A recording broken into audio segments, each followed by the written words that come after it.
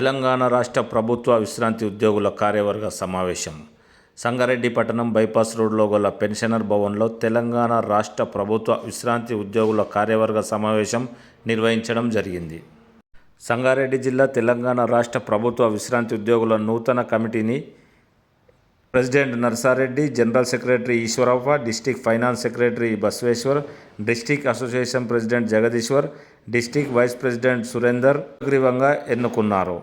కార్యక్రమంలో వివిధ మండల అధ్యక్షులు, ప్రధాన కార్యదర్శులు పాల్గొన్నారు.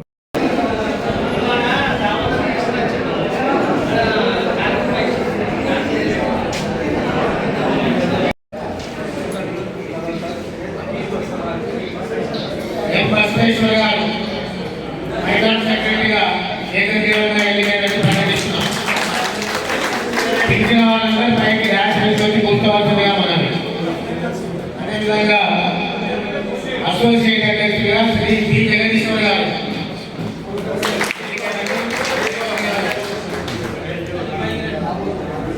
వైస్ ప్రెసిడెంట్ గా శ్రీ పి సురేందర్ గారు ఏకగ్రీవంగా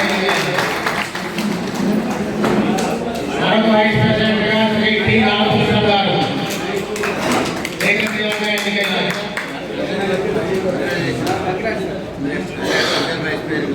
మహిళా ఉపాధ్యాయులు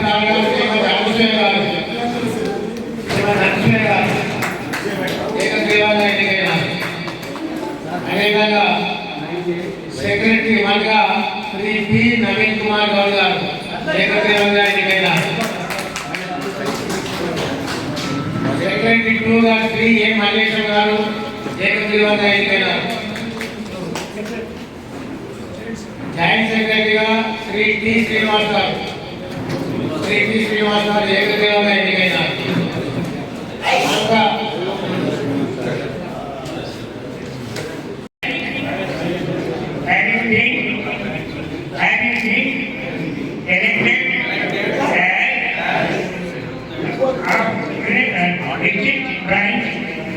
Sangareddy state of Telangana state government retired employees association do hereby solemnly swear to serve the pensioners community to the best of my ability, to discharge my duties in accordance with the association bylaws, to implement all its policies and decisions, to carry out the functions entrusted to me, and will not do anything derogatory to the aims and objectives of the.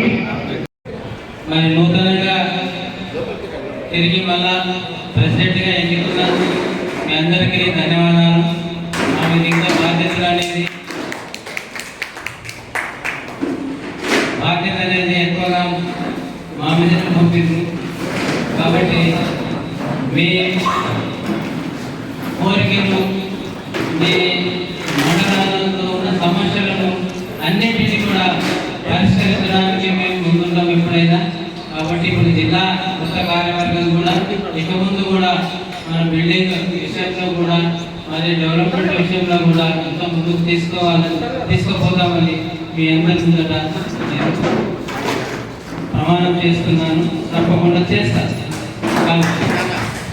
మీ అందరూ కూడా సహకరించాలి. నా ఒకరి కోసం అందరి కోసం ఒకరు అన్నట్టుగానే మనం అందరం కూడా ఒకరికొకరు సహాయం చేసుకుంటూ సంఘాన్ని పటిష్టంగా నడిపిద్దామని కోరుకుంటూ ముగిస్తున్నాను.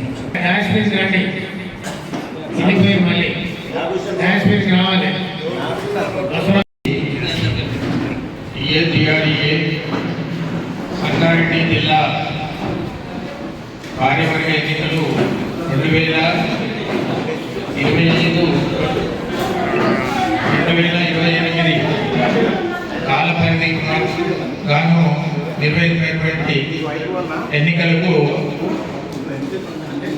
ఎన్నికల అధికారిగా వచ్చినటువంటి గోపాల్ రెడ్డి గారు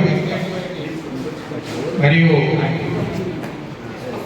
ఎన్నికల అబ్జర్వర్గా వచ్చినటువంటి హైదరాబాద్ ప్రెసిడెంట్ గారు ఇందూర్ చౌదరి గారు, అయితే మన స్టేట్ గెస్ట్గా వచ్చినటువంటి స్టేట్ ఫైనాన్షియల్ సెక్రటరీ గారు వెంకయ్య గారు, ముఖ్యంగా కర్త కర్మ క్రియగా వ్యవహరిస్తున్నటువంటి మన స్టేట్ జనరల్ సెక్రటరీ గౌరవనీయులు చంద్రశేఖర్ గారు, మరియు నూతనంగా ఎన్నుకోబడేటువంటి జిల్లా అధ్యక్షులు ఎం నర్సారెడ్డి గారు, మరియు నాతోటిగా నూతనంగా ఎన్నుకోబడినటువంటి కార్యవర్గ సభ్యులు మరియు స్టేట్ ఆర్గనైజింగ్ సెక్రటరీ పక్కారెడ్డి గారు, వీరందరికీ తర్వాత వివిధ మండలాల నుంచి వచ్చినటువంటి అధ్యక్ష కార్యదర్శులు మరియు ప్రాథమిక సభ్యులు అభిమానులు అందరికీ కూడా నా శుభాభివందనాలు. అయితే ఈ ఎన్నికలలో 15 మంది కార్యవర్గ సభ్యులు, 3 స్టేట్ కౌన్సిలర్లు ఎన్నుకోవడం జరిగింది. 18 మంది. వారితో పాటు 3 చీఫ్ అడ్వైజర్గా మరియు ఆడిట్ కమిటీ సభ్యులుగా 3ని నియమించడం జరిగింది. అయితే ఈ 18 మంది కార్యవర్గ సభ్యులలో 7 మంది పాత వాళ్ళే ఉన్నారు, 11 మంది మాత్రం కొత్త వాళ్ళు ఎన్నుకోవడం జరిగింది. పాత వాళ్ళలో కంటే కొత్త వాళ్ళు 11 మంది ఎన్నుకోవడం జరిగింది. సంతోషం. వివిధ మండలాల నుంచి వచ్చినటువంటి అధ్యక్ష కార్యదర్శులు ఈ ఎన్నికలలో ఏకగ్రీవంగా ఎన్నుకోవడానికి మీ అభిప్రాయాలు తెలిపి ఏకగ్రీవంగా ఎన్నుకున్నందుకు ముఖ్యంగా రాష్ట్ర సెక్రటరీ జనరల్ చంద్రశేఖర్ గారికి, ఎందుకంటే జిల్లాలో 17 మండలాలు ఎన్నికలు కూడా వారి కృషి వల్ల ఏకగ్రీవంగా ఎన్నుకోవడం జరిగింది. జిల్లా ఎన్నికలు కూడా ప్రజావుగా ఏకగ్రీవంగా జరగడానికి వారి కృషి ఎంతో ఉంది. వారికి ప్రత్యేక ధన్యవాదాలు.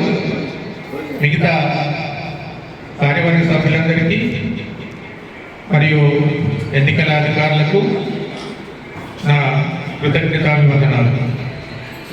అయితే నేను మొన్నటి వరకు మండల అధ్యక్షులుగా ఉండి వివిధ కార్యక్రమాల్లో అభివృద్ధి కార్యక్రమాలు నిర్వహించడం సంగతి మీకు అందరికీ తెలుసు. గతంలో కూడా జిల్లాలో పబ్లిసిటీ సెక్రటరీగా ఉండే అనుభవం కూడా ఉంది.